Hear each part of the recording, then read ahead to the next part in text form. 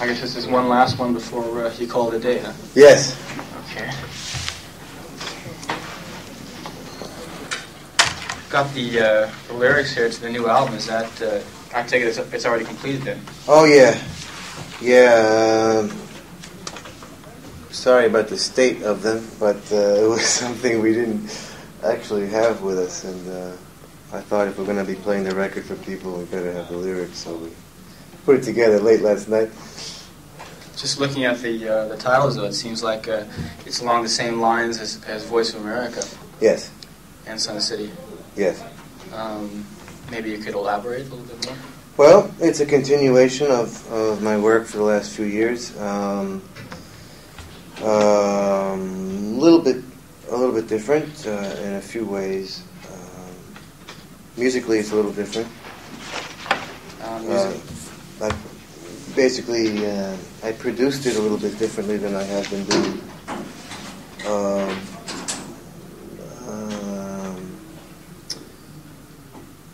It's a little bit hard to describe, actually, but it's a little more rock and roll dance music. You know, it's more rhythmically based. A lot of the songs started off as rhythms. Lyrically, it's just more or less a continuation, I guess. Three main themes intertwined with some other things. Talking about South Africa, Latin America, and Native American Indians. And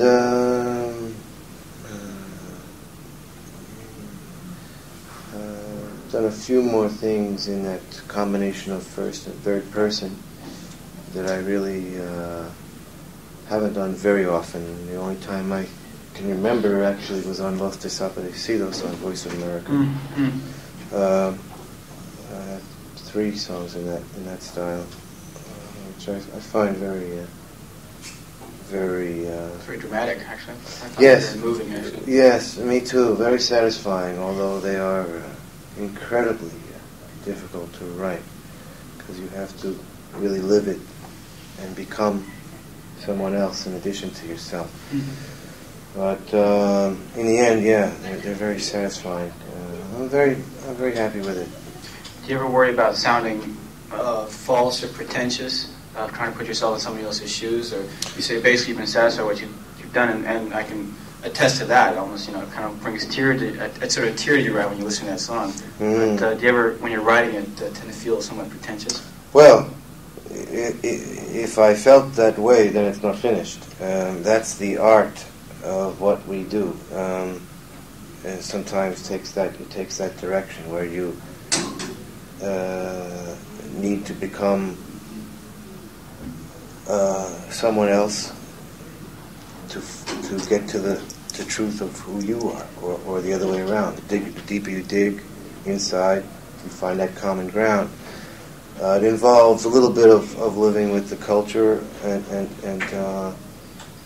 it's very difficult. It is very difficult. But until it feels natural, it isn't finished. And once it feels natural, once you can sing it, then there's no problems of worrying about pretension or anything else. Talking about a more rhythmical side to this new record, is that from having been boxed up with Arthur Baker for a long time in Sun City? God forbid. No, it's actually a direction I've been interested in for a while. I had a 12-inch before Sun City that most people have never heard, called Vote, which was the first real example of not only a more urban thing, but also thematically is what kind of where Sun City came from. So I've been very interested in that. I find it's the most direct way of communicating. The most universal thing about what we do, I think, is the rhythm. So I've been going more and more for emphasizing that, and I think on this record I really have done that. Do you find it comes very naturally to you? You seem like you're more bar chord or the melodies kind of go along with bar chords, and that's the impression I have of your music. Well, I still do that. There is that thing happening on a lot of the songs, but that doesn't mean you have to necessarily sacrifice the rhythm for that. It's tough. I must be honest. It's kind of it's a musical style that is not easily categorized, which is why I usually have difficulty with radio in the United States, because you need to be very categorized there. It's kind of different. It's urban. It's ethnic, and it's rock and roll too, and that's what I like. So I combine things that I like, and I think it works. I guess the best example of that would be like the first cut of the Sun City record, which upon first hearing it, I thought, gosh, that's a little Stevens song, huh? But then when you hear the first song of side B, and okay, well that's what it's probably sounded like to begin with. Yeah, you see, it's interesting what you make a few changes, actually, and it can change a song very much. And that was one of those songs that I really liked both ways, which is why I put them both out. And it kind of hits a different emotion. They both kind of complement each other. I don't think the impact of that record was really conveyed in these parts accurately. I don't think people really understand the sort of animosity that record caused among the industry here. Because it wasn't getting played that much in America, right? No. I wouldn't say. It was played a little bit.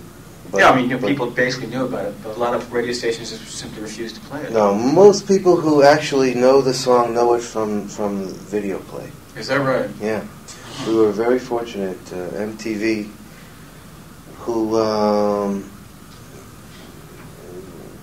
had been accused, certainly, of being inconsistent when it came to controversial issues or a lot of black, airplay, really came to this one and supported it from the beginning, which, and then also the Black Entertainment Channel played it, and most people did get it that way. What's the responses you get from it, though? I would imagine it pretty much spanned a wide spectrum. But what was the general feeling you got after you completed it? Well, it was very good. Very good. First of all, the anti-apartheid movement, which, as you know, is very big and been going on since the UN resolution in the 40s, they were very happy about it, which made me happy, because it's just a continuation of what everybody's been talking about for years and years. It gave a little shot in the arm to them, which was nice. The South Africans who heard it really liked it. We were honored by the UN. We were honored by Bishop Tutu. It had a lot of effect, I think, with young people that just had never thought about this particular issue, and we really severely affected business in South Africa. I mean, the owner of the hotel flew up to be on a talk show with us. Oh, Sun City. The owner of Sun City, actually. So for sort of a debate? Yeah, it was. I don't know if you're familiar with the Phil Donahue show. Yeah, sure. But it's wild. I don't know if you call it debate exactly. Yeah. It's like every man for himself. But it was interesting that he even did that. He's a multi-billionaire, and I'm sure he has better things to do. But it showed how much effect we were having on his business for him to come up and try and defend himself. Is that right? Yeah. Do you think there has been that much of a change there since? Oh, yeah. Have people stopped performing there? Most of the international acts have, yeah. Has anybody performed there since then? I don't know of any. I had people watching because when I heard of someone going there, I wanted to try and talk to them and explain what they're doing, which a lot of people still didn't know. Mm-hmm. But the record really fulfilled quite a need, I think, for for explaining that situation. It exposed that homeland policy, which had never been exposed before. You know, people thought they were going to a different country. I mean, it's hard to imagine now, but it was happening. Yeah. What was I going to say? Some of the people who have performed there defend their position by saying, well, when we were there, we saw black people in the audience. We thought we were doing a great service. Is that really the story, or are they just playing dumb? No, it is. Does that mean? What does that mean? This interview was over.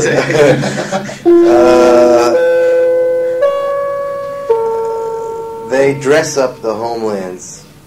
You know, it's a very important part of the overall strategy down there.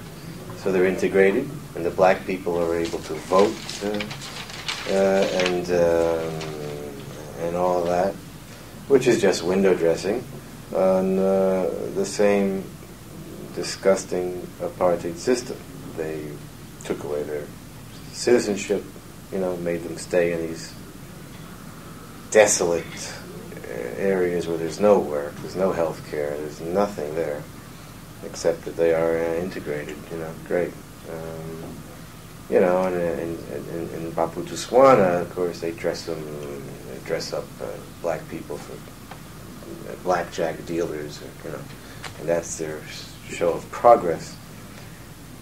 They don't show all the prostitution that these women are forced to get into, or the fact that they cannot leave, and of course the fact that all of the mine workers who come from there have to come in as immigrants, and all of that.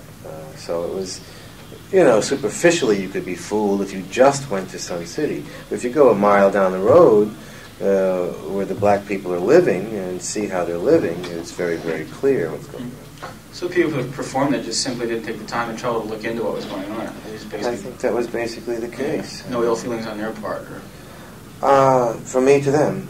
Well, no, I'm just saying that they weren't consciously doing something wrong, I guess. It's just that no, it was a gig. No, yeah. I don't think anybody went down there knowing they were supporting the South African government, no.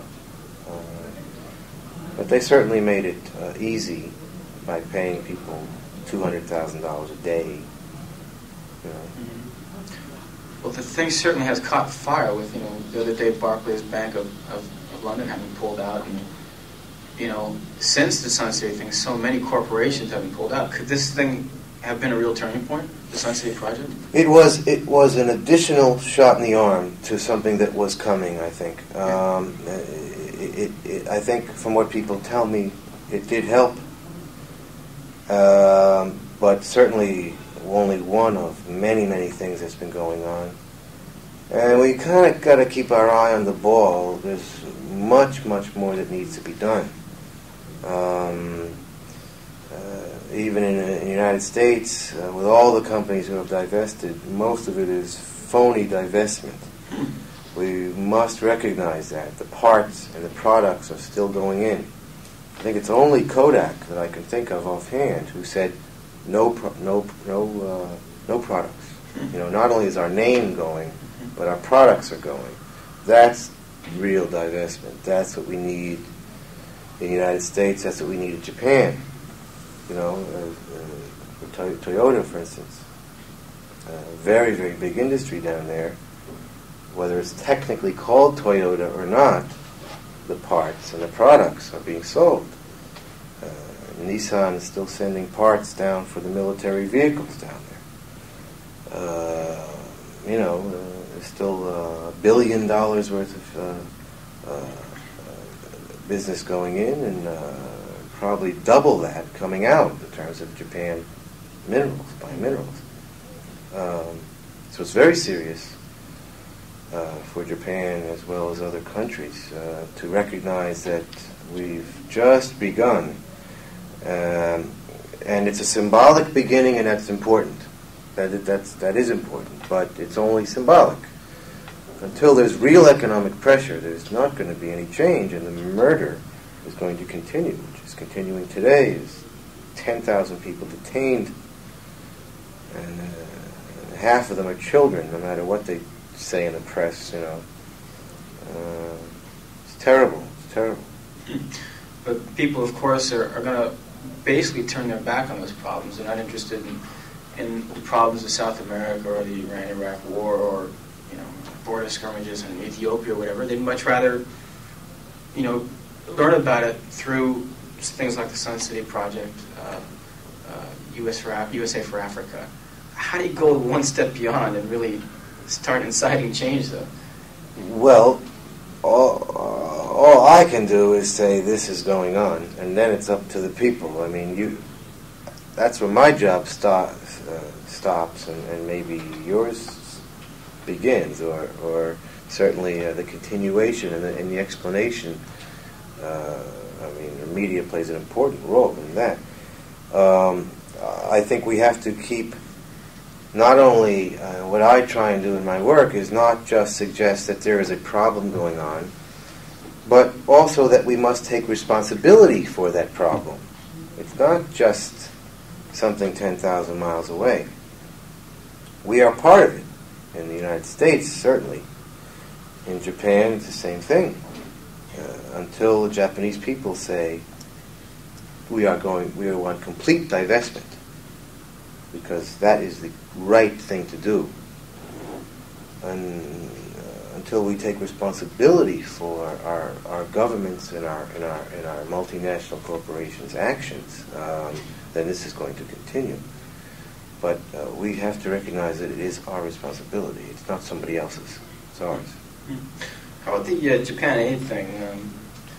A lot of people are ignorant as to what the whole cause is. I think a lot of people just don't quite understand what exactly you guys are going to do here. Yeah. Save Japan or what? Yeah, that's unfortunate. I've been hearing that today.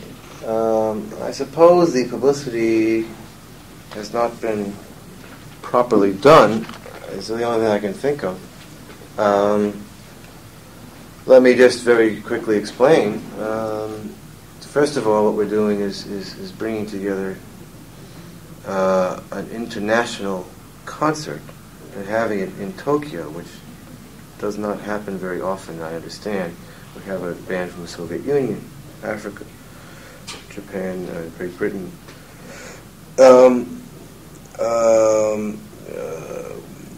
Secondly, we are doing it for the University for Peace, first of all, which, although is in Costa Rica, is involved in global peace networking, which is vitally important. Japan Aid Committee is something that we felt needs encouraging. That kind of global thinking in Japan is, again, not something that everybody seems to be doing here. It seems to be a little bit unusual. That is necessary to encourage, because Japan is no longer just this little island. It's a global importance, and people need to start thinking that way. So we wanted to encourage that. I know there's a lot of Japanese people who do think like that, and we wanted to let them know that they're not alone, that it's good. So that's really what we're doing, I guess. It's kind of ironic, though, because this thing has been heavily publicized, to tell you the truth.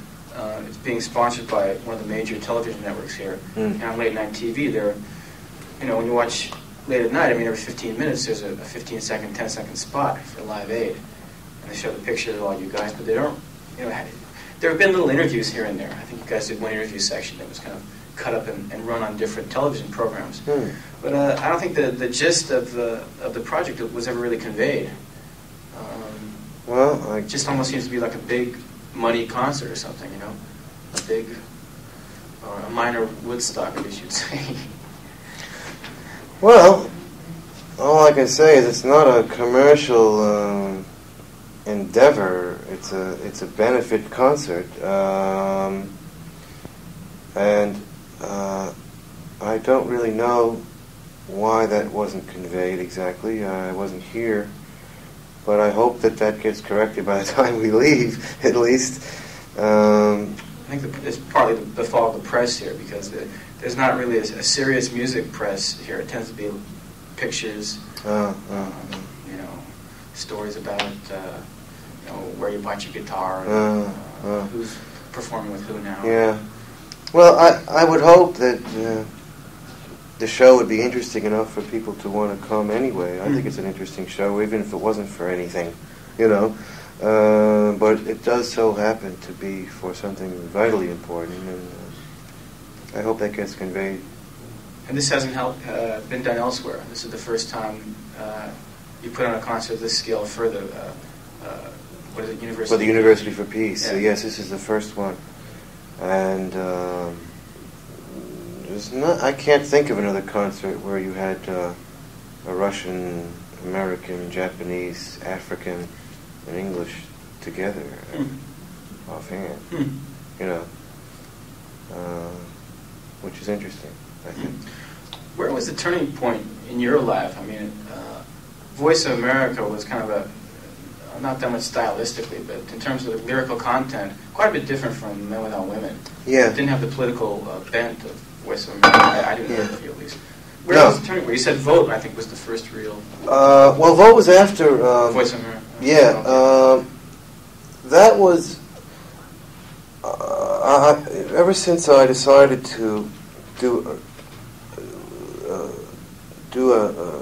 my own work, you know, and leave Bruce's band and all, I felt there was something of this nature that needed to be said that wasn't being said by anybody, really. There was kind of a gap, you know.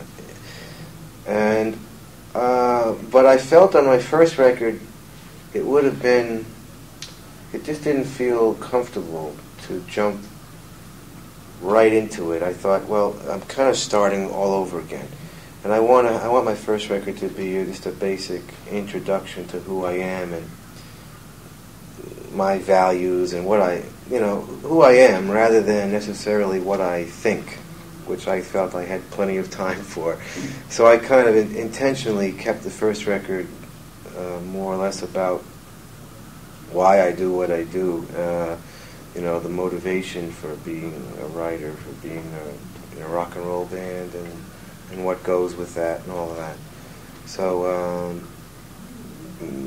but ever since then, I really felt I couldn't get it out fast enough, really. I really have a lot to say, and I've been trying to say it in a way that keeps the politics humanized, you know, without being rhetorical. I've been happy with it.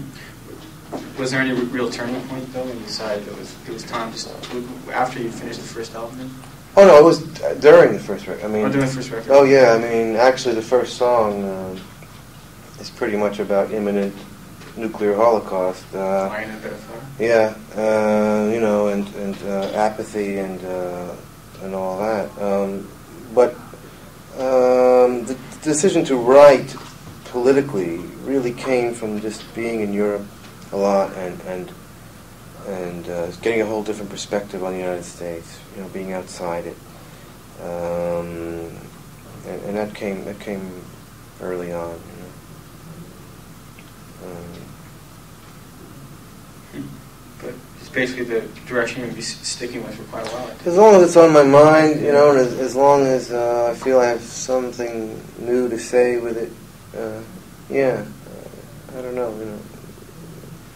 I wouldn't say I'll never write another love song, you know, but that's just not what's exactly on my mind right now. What do you think about other artists? Do a lot of them just avoid that type of approach out of laziness? Do you think there's a general apathy among your contemporaries? I think people are just beginning to realize the potential of the art form, quite honestly. I mean, that might sound a little silly after 30 years, where it's been, you know. But I feel that. I think people are, you know, saying, wow, I can not only entertain people, but I can also maybe say something here. That's still new. I mean, even though certainly Dylan was doing it, even Chuck Berry was doing it, really. Robert Johnson was doing it in the 30s. But I don't think the industry encourages that. you know. So you have to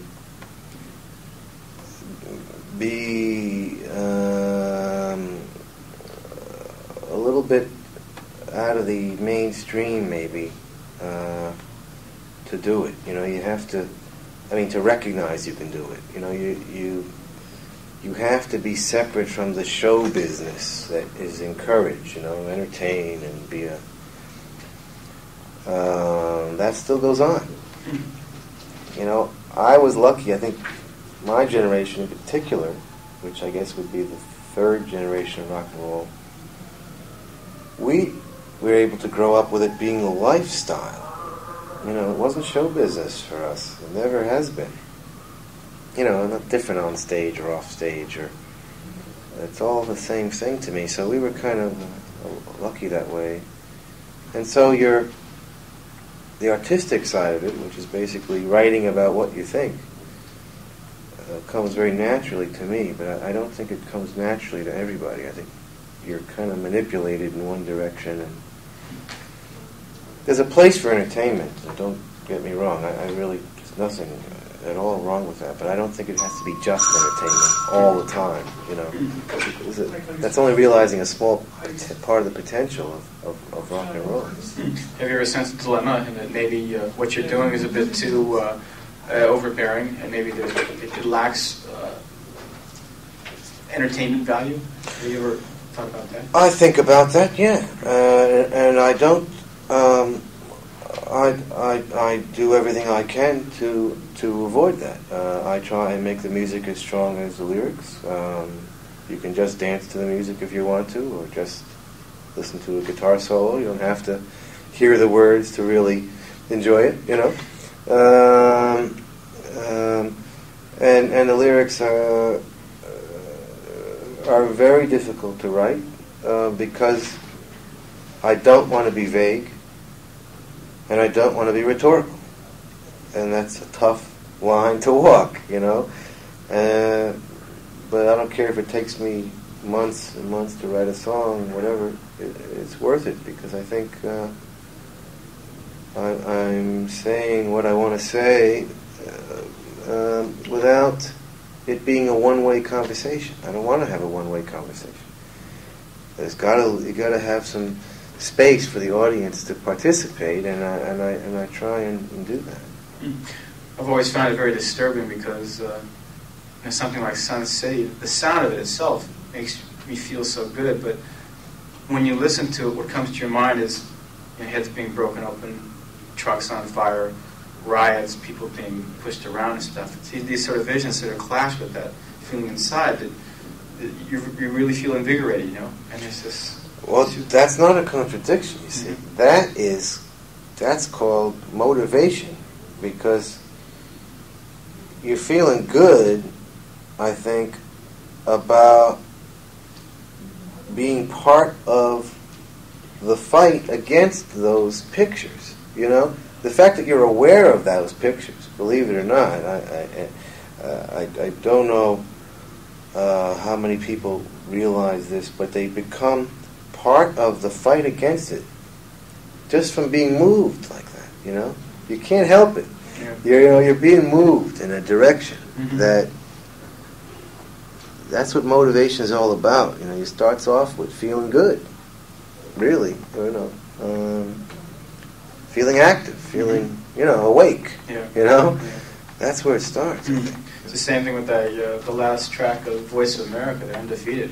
One of the most poignant songs I felt about the predicament of a person involved in a war. It's like you undefeated, everybody comes home. I think people who took it very shallowly would think, yeah, we're going to win this war, let's get out of here. That's not it at all. It's like, it's either you're either undefeated or you're dead. Or the other. Well, yeah, I thought I was pretty straight ahead with that. Somehow I could just see people, his headbangers, not even giving it a second thought as to what it really means. Yeah, you'd have to really not read the lyrics, I think, to get that. But if you read them, I mean, it's, I think it's very clear that there's no winners here. Exactly. How about at your concerts? I guess actually it's been quite a while since you performed independently. It's been about 2 years since I've toured, yeah. How was the reaction, say, during Voice of America? The Voice of America? It was extraordinary, and it really, really kept me going because it was tough times. The audiences ranged from 500 to a couple thousand in different cities and different countries, and the reaction was always the same. It was very, very strong. I mean, I was obviously reaching people who felt the same way as I did and thought they were alone. You know, you get a lot of that, people coming up to me after the show saying that. Which was great, because I'd rather have a smaller audience that builds up knowing what you're about than people just coming in because you have a hit song and not getting it. I wanted people to leave those shows with the energy that they came with, you know, that exchange of energy that we have. I mean, it's important to me that they take that home. I don't want it left in the concert hall, you know. I don't want to be an hour and a half's worth of escapist entertainment. That's just not what it's all about for me, you know, because I take it home, you know, when I get it back from the audience, and that keeps me going, and I hope, you know, and I hope the same thing happens to them. I mean,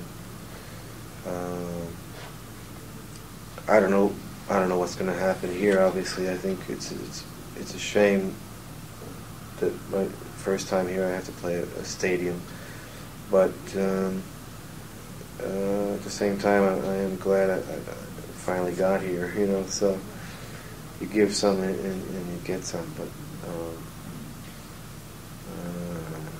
it was a very universal reaction from Finland to Texas, you know. I have a bootleg tape of you doing Rock Palast in Germany. It seemed like they were pretty enthusiastic there. Was it the first or second? It was the Voice of America. Oh, Voice of America. Yeah, so especially when you do like something like Checkpoint Charlie, I'm sure it must hit home with them. Yeah, it did.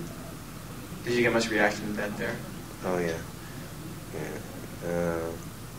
Yeah, it was really. I mean, you really during that tour, you really felt the audience. Really got it. Mm. Really got it. How about you? I assume you're going to be taking this to the road as well. Oh yeah. When will that happen? Well, if it comes out in February, it'll probably be April. I'm not sure where yet. I may start in Europe, but I certainly want to get here. Mm-hmm. I guess. Actually, I can recall coming here once after Voice of America came out, and they said something about they already dropped you from the label, from EMI.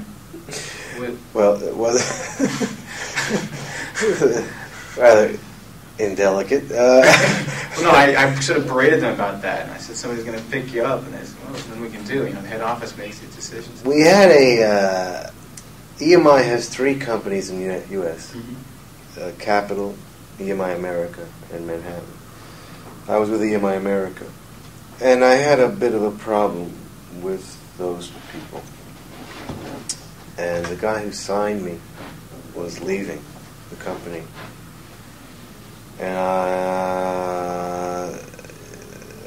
they wanted me to do another record. And I told them I don't want to do another record because we had started to go in a different direction. They really started not. They wanted the pop side to sort of be. They wanted to encourage that, and I had no interest in that.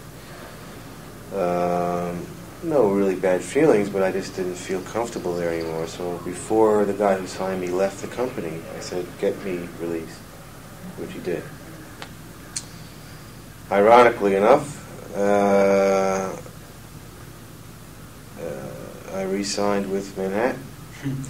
So internationally, everything's the same, which was fine with me because I liked everybody internationally. But the few people I really wasn't seeing eye to eye with, now I don't have to deal with. So kind of worked out. It all worked out for the best. Mm. I just thought maybe they picked you up again because of Sun City, but that wasn't the case. Manhattan. No. Manhattan put out Sun City, Uh-huh. and I must say, every other company in America turned it down, which certainly made me interested in Manhattan as far as what they were made of. It was very controversial then. I mean, it's a little hard to imagine now, but no one had ever criticized the President of the United States in a song by name. And I think that was part of it. But they were philosophically very much behind it, which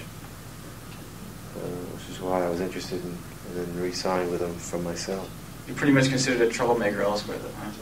by major labels. Oh, yeah. Yeah, they just don't know what I'm going to say next, and one of those things, even though I'm not capricious. I'm not... I do a lot of homework before I say anything. But I think the bottom line in the end is they just don't think politics will sell, It's not a matter of them feeling their position as being risked or anything. They just don't think it's going to make them any money. Don't think so. Yeah, I think there's a bottom line there. I mean, if my next record does very well, miraculously, I'm sure they'll be going out trying to find somebody else political. It's one of those kinds of things. And I don't mean this company, I mean the industry. I think they feel there's a limited audience, and I don't feel that. There's a lot of room for that kind of thing. It sure is. Yeah. Do you see anybody else doing something similar as successfully as, say, you are? No. Not exactly, although you do see people doing similar things, which I hope increases, because the more who do it, the easier it is. There are, here and there you'll hear records or a song, or certainly Jackson Browne's new album was I thought very important. U2, I think, have an important role to play, although they're not specifically political. It's one thing I've never been able to figure out. What is political about U2? They seem to be very vague about everything. Yeah. They get people to stand up and shake their fists, but they never say about what. Yeah, that's why I'm the other side of that line. I'm very specific politically, and it is unusual. But U2, it's related. Peter Garrett and Midnight Oil, I think, is it's related. There's a few English bands. You'll see it from time to time. Of course, one question I wanted to ask you is about to end this here. Why haven't more black artists got involved in the anti-apartheid thing? There was a very mainstream soul vocalist called Jeffrey Osborne. He did a song called Soweto. Right. But otherwise, somebody like Michael Jackson or Prince could just do wonders. I don't know why they're sitting on their... This is actually a very interesting subject, which I don't know how much time we have, but it's a very frustrating thing to me. When I went out to look for black artists for Sun City, who I wanted to try and get everybody who was saying something in their work on that record, There was very few. I mean, it was Gil Scott-Heron. Mm-hmm. Of course, at Johannesburg, about what? 10 years. Yeah, 10 years ago. Yeah. Right? And it got real sparse right after Gil Scott-Heron. It was like, there's Gil, and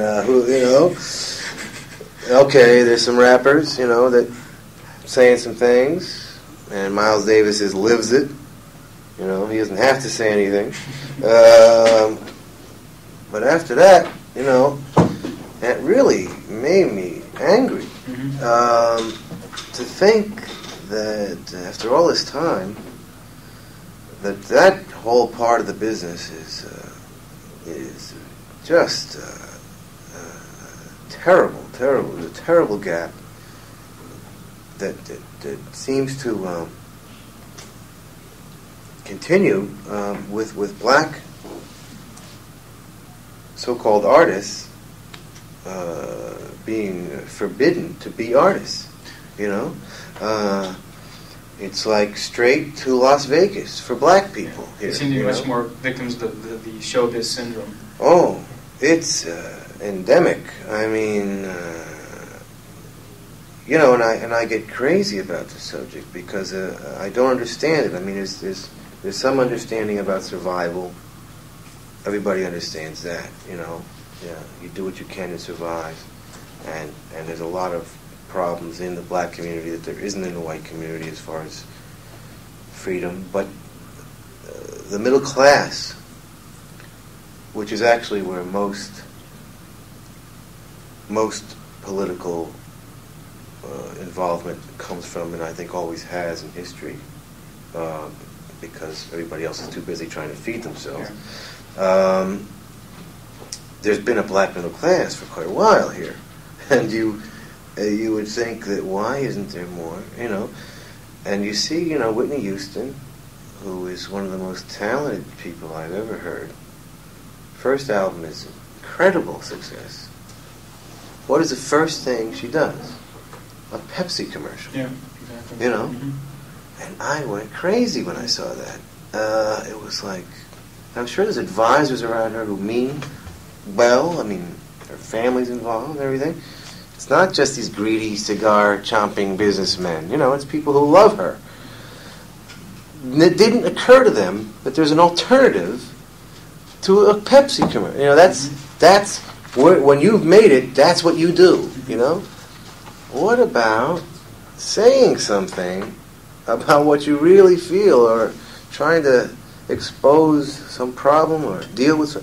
What about all that? That's not even an alternative, man. And I don't have any explanation for that. Mm-hmm. Other than just to say that it's one of the most terrible parts of our business. And I don't know what can be done about that. You think the black kids are going to be changing, though? Well, I think rap has had a real good effect on that, actually. I mean, there's a lot of jive with that, just like anything else. You can't generalize and say that's all good. But certainly, some of the things Run DMC are into, and Melly Mel, you know, the Message, you know, things, you know, one or two here and there every year. They're saying the most of anybody, talking about reality at least, and that's, these days, that's an innovation, you know. What effect that has on the next generation, I don't know, but somebody in the business has got to start encouraging that. Somebody in the power side of it. I mean, you don't have the Edwin Starr War kind of songs, or the Marvin Gaye What's Going On. That's right. Stevie Wonder, you haven't done nothing. Yeah, even from Stevie Wonder, which is That's a right. drag, Yeah. you know, Yeah. which is a real shame, Mm-hmm. and I don't understand it. Who is in a better position? Yeah. You know, how much money do you need in the bank before you're secure? Yeah.